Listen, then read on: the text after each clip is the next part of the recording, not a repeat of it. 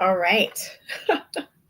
Hello, hello. Give everyone a few moments to join here tonight.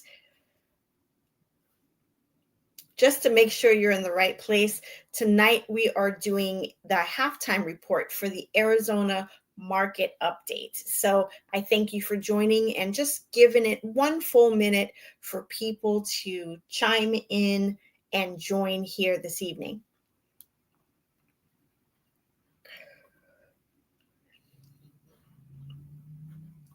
Get the lighting together.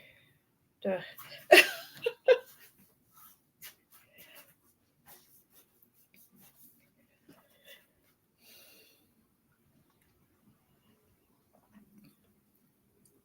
I have a few questions. I'm curious, where's everyone from? Okay, so feel free. We're across a few different social media channels here. So let me know, where are you from? Are you from Arizona? And if so, what city? Or if you're out of state, out of country, let me know that too. Look forward to seeing that. I don't know if everyone can see the chat or not.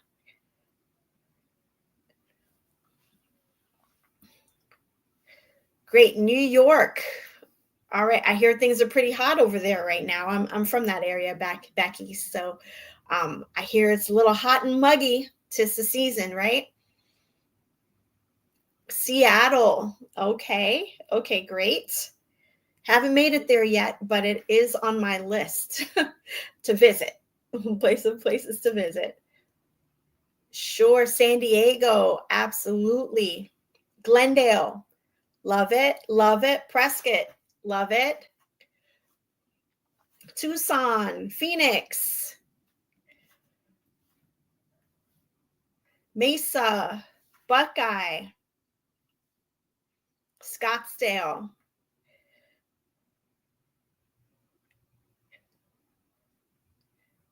Morristown. Okay, great.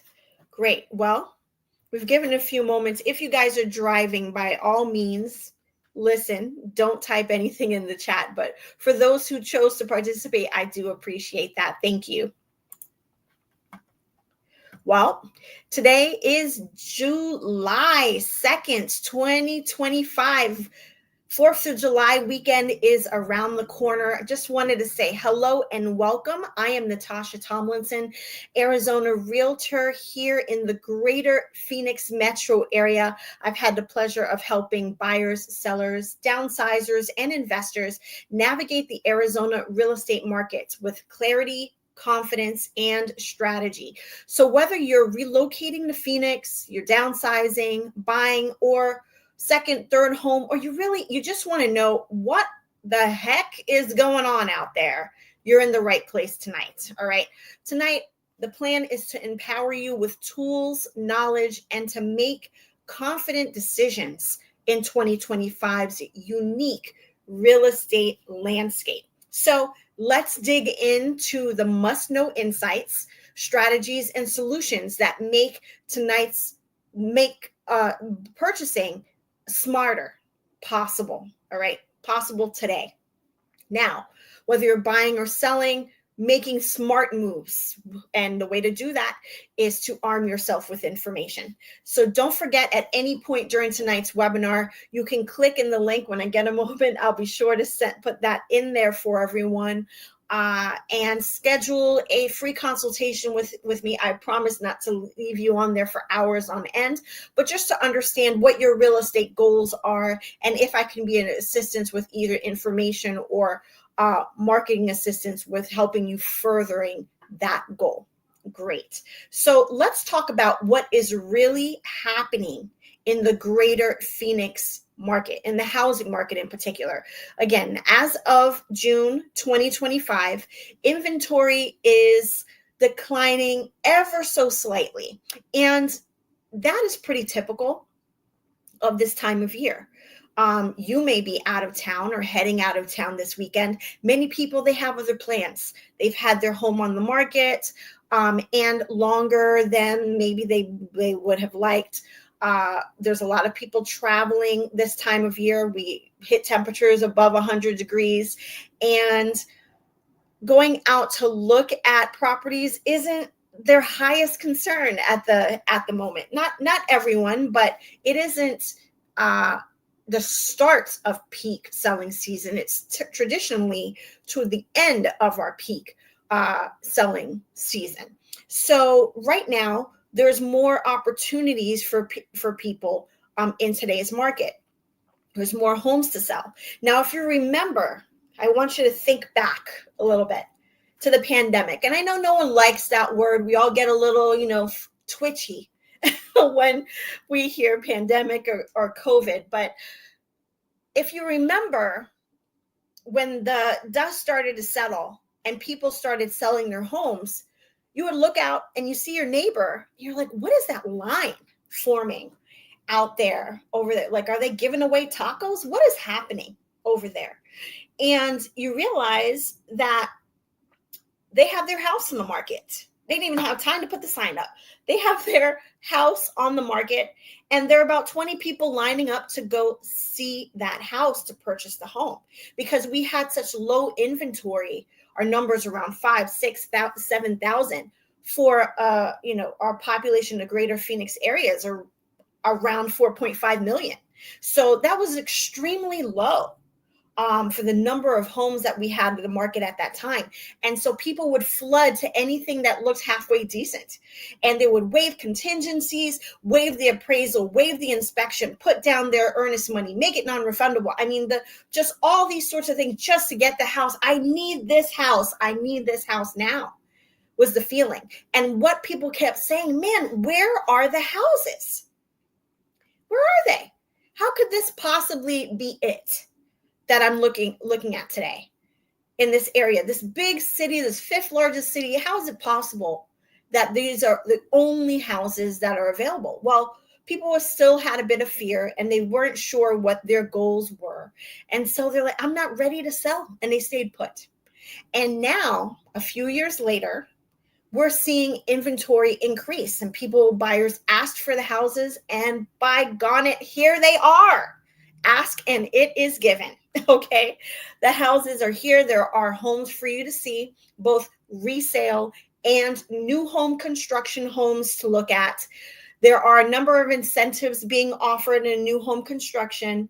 And we have gone from an extreme seller's market to a slight seller's market in a few areas, mostly balanced, and buyer's markets when we start to move towards the outer cities in the greater Phoenix area. So right now, 16 of the 29 cities are either in a balance, and really in a balanced market.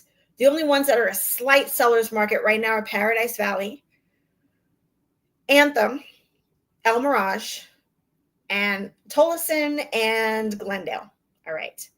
The buyer's markets right now, where inventory is greater than the people that are looking at those homes. And we are talking about single family homes. We're not including manufactured condo townhomes in that number, just single family. That is where we are. So Casa Grande, Arizona City, Goodyear, Buckeye, Queen Creek, Apache Junction is actually a slight seller's market. Surprise, these Sun City West, Sun Lakes, these areas are experiencing a buyer's market. And you would guess that would be the case because these areas, you have resale homes and you also have new home construction. So there's more competition. There's more for a buyer to look at. So we see longer marketing times and more homes. So you really have to pay close attention if you choose to put your home on the market at this time. You have to pay close attention to the condition of the property and price effectively. And we will talk about that later on today. But again, mortgage rates appear to be stabilizing, which is a big advantage for all of us, buying or selling, because then you don't have to worry about what's going to happen next and all of this herky-jerky-ness that we've seen. But there's room for some negotiation right now, where in the past there really wasn't much. Buyers are negotiating a bit on price, on seller concessions, on closing costs, on closing dates, and post-possession times and things of that nature are becoming more common and have been since we have been in that higher than we would like interest rate environment. And I hate to say higher than normal, because what is normal anymore? We've been in this interest rate environment now for longer than 24 months. So this, some would say, would be our new normal. Speaking of starts, after a brief bounce in April, new home construction fell by 10% in May 2025. And most of this was due to a sharp pullback in multifamily projects like condos and apartments. Single family construction was basically flat and up just 0.4%. So building permits, which are a signal of future projects, also dipped 2%. So even builders that want to build are hesitating a bit. And that has a lot to do with interest rates and a lot to do with tariffs. The takeaway from this is supply is falling short of demand. But let's say demand is steady at this time and supply is dropping slightly. All right. We are seeing an annual pace on a national level, an annual pace of 1.26 million homes being built. But we need 1.8 million homes just to keep up with household formations in the United States. Now, people say, oh, that's great, we must be in a seller's market. Well, of course, there's other factors beyond just the inventory, right? And people's finances have a lot to do with that. People's job stability, people's feelings about the market, about our economy, about the United States, all come into play when making big purchase decisions. But this shortfall continues to support home values, especially in higher demand areas like the greater Phoenix area. So let's talk a bit about retail sales. I know we're talking real estate, but we're just going to touch on the economy on a macro level for a bit. So we're zooming out, and one of the biggest drivers of our economy is consumer spending. Us Americans, we love to spend. The millennials, they love to travel. Right? Retail sales, the money we spend in stores, restaurants, gas stations, things of that nature, actually dropped in May at 0.9%. And that's 2 months now of declines. People have been pulling back on purchases, especially those big ticket items like autos, cars, building materials. But here's something encouraging. When we remove those more volatile categories, the core spending group, it actually rose 0.4%, which is better than expected. It doesn't sound like a lot, but you know what? We'll take it. And that's good news for our gross domestic product, our GDP. And it may signal consumers adjusting and not collapsing, which is promising. Okay. Still, the Fed is watching these numbers closely, and real estate is a slow moving beast. If you had the opportunity to jump on the Cromford Report and listen to Tina Tambor, she mentions that a lot. Remember, we hear about all these new news articles, but real estate itself, it's a huge ship. It doesn't turn on a dime. Okay, there's a lot that takes for it to move, and it moves slowly. It takes 6+ months to see that direction turn. So what does all of this mean for someone looking to make a move in today's market? Remember, we're in a bit of a market shift, a bit of a transition. Home builders are pulling back on building new homes. They have inventory to sell. They have existing homes to build, and they're going to sell those before building more inventory. Inventory does remain stable, but wages are also increasing, especially here in the Phoenix area.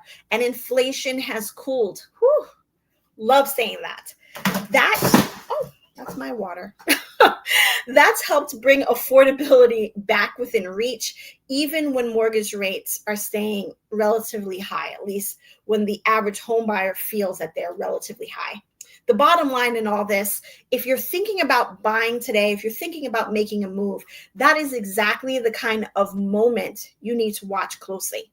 But if rates were to drop, because I have no control over it, if rates were to drop, inventory stays limited and buyer competition will heat up. All right. So don't wait until everyone starts jumping back in. Get prepared now. So let's talk some more numbers. Don't you love it? Nationwide, wages grew 4.3%, while inflation is sitting at just 2.4%. But here in Phoenix, we saw an impressive 9.3% increase in wages compared to last year, compared to 2024. And our local inflation rate is just 0.3%. And so the translation of all that is Arizona's are finally getting to keep more of their income. And that's a game changer for buying power. So we also know that bankruptcies are at an all-time high, and that car repossessions are at an all-time high. So this will affect people's purchasing power on the back end as well. So it's great that there's more money in their pocket. They don't have the credit availability that they once did. So there's, yin and yang with everything. Now, Phoenix is now entering its 8th month as a buyer's market. And prices under 500,000 in particular, which made up 58% thereabouts of home sales last month, are down. They're down 2.2% when looking compared to last year's numbers. So overall appreciation is pretty flat. We're looking at about 1% when compared to last year, which is actually lower than inflation. So while prices, they're not crashing, they're leveling out in a healthy way.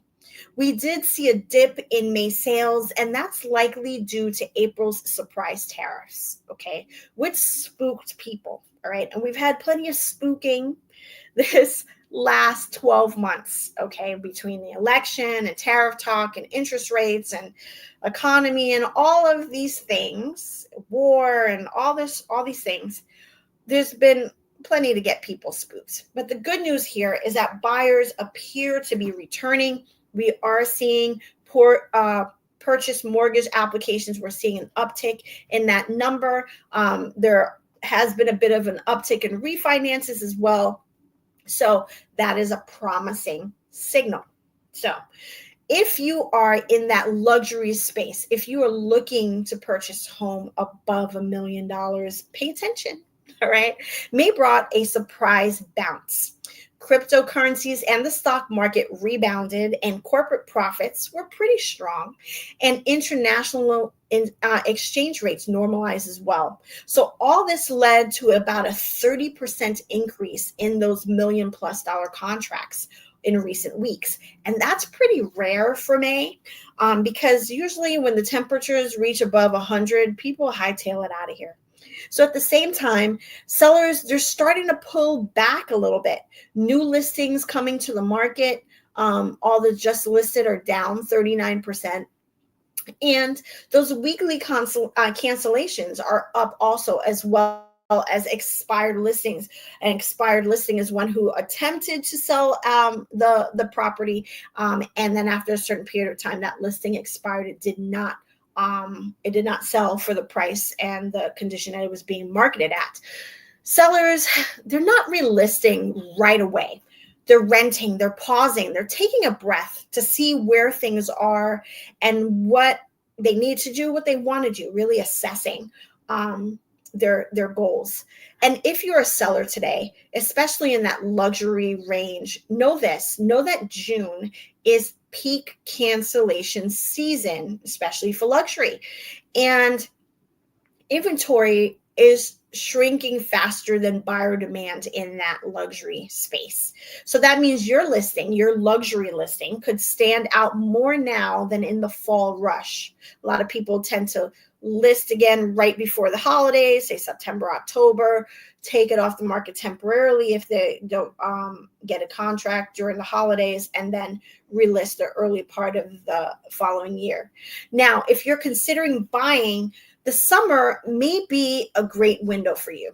Wages are strengthening, prices are stable, and we're seeing buyers re-enter the game. So whether you're looking to buy, sell, or stay informed, now's the time to get that strategy in place. So you might be wondering, is now really, is it really a good time? And here's the long and short of it. If you're waiting for rates to drop, I have no idea how long you could be waiting. Okay. No one does. I looked at my crystal ball and it was a bit cloudy. All right. But today you could be missing out on future growth by not jumping in the market today, and other deal making opportunities. Now, in 2025, real estate is no longer that one size fits all game. Okay, if you're looking to purchase, you need to get pre-approved with a local lender who understands Arizona's guidelines and understand your affordability beyond just the rate. A lot of people are hyper focused on the rate, and I understand that. But there are other things that go into a purchase: your down payment, your holding costs, with not just your interest rate, but what is the insurance? What are the taxes? What does it cost for me to eat, live, play in this space? Okay. And then at the end of the day, be sure to work with a real estate professional who understands the market, right?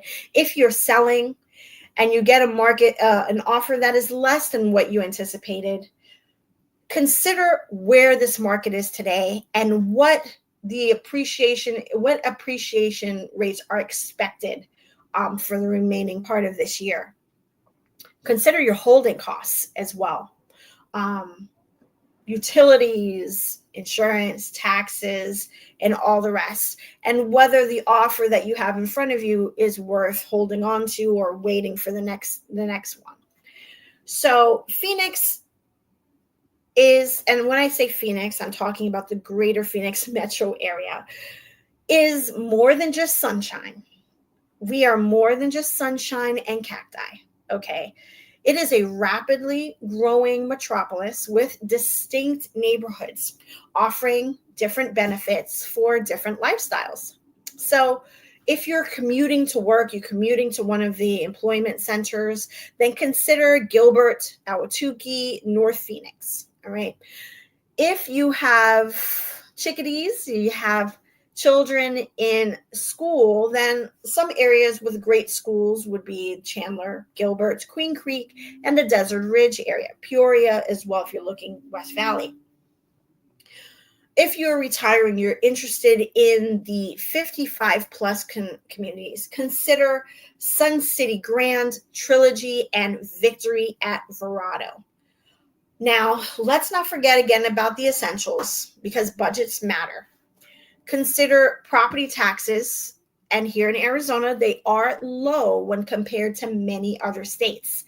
And what states am I talking about? I'm talking about California for one, Washington State, Illinois would be another one with some hefty taxes. Even Texas, their property taxes can be a bit of a burden.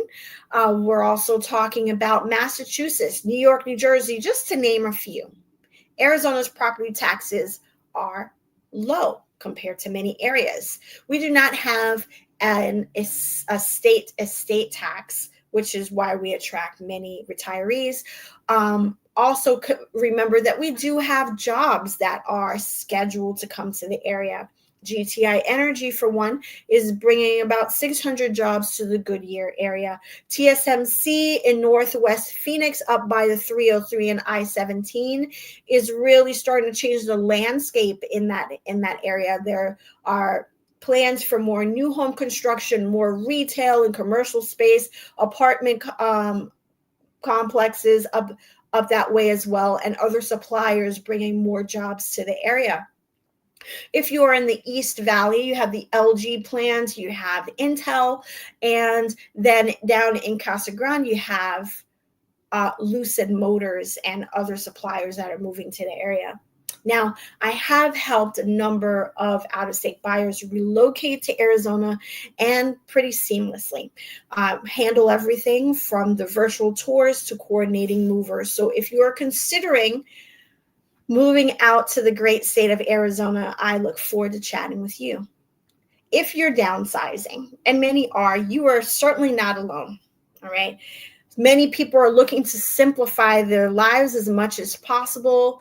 And here's how you downsize smart, not stressful, right?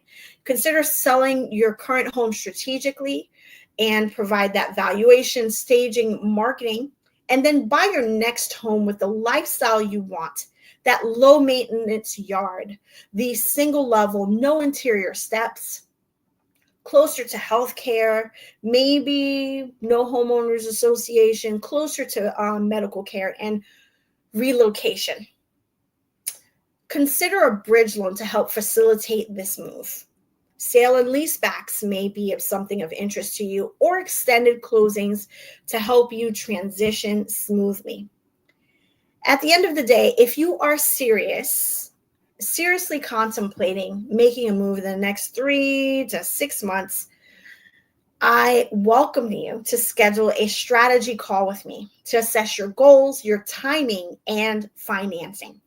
I'll connect you with a trusted lender to get you pre-approved, and then we start that custom search with insider access to listings, including off-market opportunities. And if you are moving from out of town or moving out of state, then I can certainly connect you with a trusted real estate professional out of state, as well as eXp has over 86,000 agents across the globe. Remember, the Phoenix real estate market rewards those who are informed, prepared, and strategic. And if you have questions, hey, now's the time. Drop them in the chat or schedule that call with the link that I'll provide. Whether you're buying a home in Peoria, selling in Scottsdale, or relocating from out of state, I'm here to help you win in today's market. Now, let's take a quick look. See, we're doing good. Love it.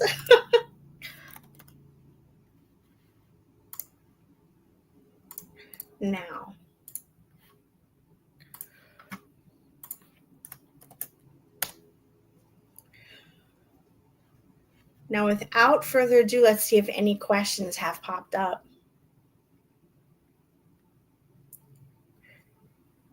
Okay, first-time seller, can you sell your home with a tenant in place? Yes, you certainly can. You certainly can sell your home with a tenant in place. I would have a few questions for you. One would be, how long is the lease? Have you been inside the home recently and have an idea of condition? And then when we have an interested person, will we be able to show that home? How agreeable is the tenant to allow for showings? And there's a number of ways that we can do that, facilitate that with marketing, pictures, video, virtual tours, 3D images, so people get a good idea of the layout and what is available with that when purchasing your home. But a lot of people still want to walk through the door and see it. So we can talk a little bit about that separately. If you'd like to schedule a call, we can do that. And if you're just like, I don't want to go that route, I just want it done, then we do work with a number of cash buyers, and I can certainly introduce your property to them and see what a cash offer would look like in today's market. Okay, so if you have those questions, feel free to schedule a time and we can chat more. Great. Let's see, what other questions do we have now? You're interested in flipping property. I would say that, I mean, that's great. This is great. There's opportunities with every market for investing in long-term purchases. And that is the type of market we're in right now. We are in a market where it's important to think long-term. Okay. Flipping can be very risky. We're not seeing the levels of appreciation that we did see 5+ years ago. So it is important to keep those numbers very tight. As you know, cost of supplies and labor has risen as well. So it's very important to understand your numbers and to have multiple exit strategies. Meaning, if you are not able to sell, typically a flipper is looking to purchase and then resell that property within a 6-month time frame. And if you're not able to do so, what is your contingency plan? Okay, are you able to rent it out, provide seller financing of sorts? What is the ultimate goal? What other strategies could work for you in that scenario? And it's important to be aware of all those exit strategies. So if you'd like to book a call, we can certainly talk more about that. Great.